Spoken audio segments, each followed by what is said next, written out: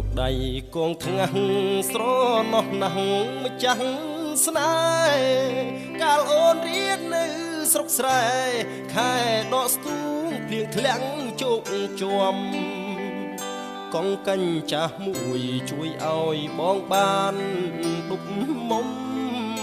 ចៃដន្យថ្ងៃមួយភ្លៀងធំដួលរលំអូនអោបកបងអនុសាវរីយ៍បានញោមញីដួងចិត្តមិនគួរឃ្លាតកាយណាយចិត្តជុំជីវិតគួយផ្ដាច់បេះដូងរូបអូនមានភ័ព្វបានផ្លាំងទៅរៀនទីក្រុង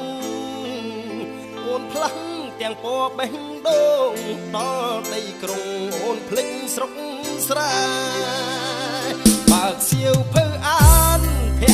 ក្រកលយានដានជាប់សៀវភៅបេះដូងបងខំស្រេចហើយតែពេលពៅកន្តើយបែកបែសល់តែស្រមករួលភ្លើងទុកប្រាណបងគ្មានលហើយខំបដូរសៀវភៅថ្មីដែរតែក្តីឈឺចាប់ទ្វេ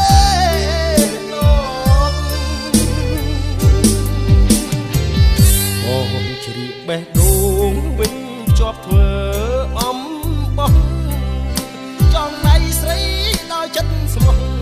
សូមស្រីស្រស់សំដូចបំណងអនុសាវរីយ៍យើងទាំងពីរបាន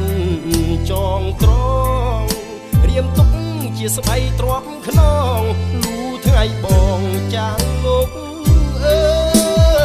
យ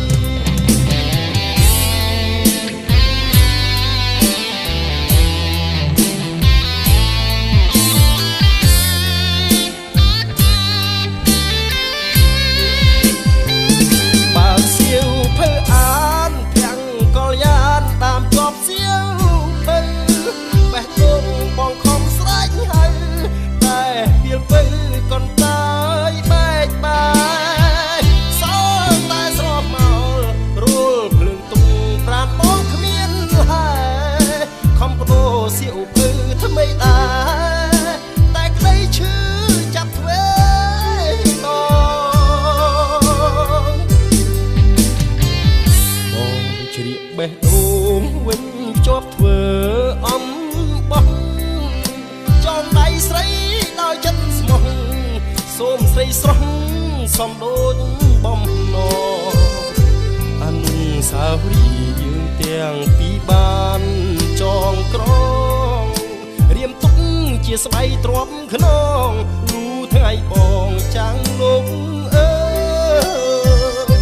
អនុសាវរីយ៍យើងទាំងបានចងក្រងរៀមទុកជាស្បៃទ្រាំខ្នងលូថ្ងៃបងចាលោកអើ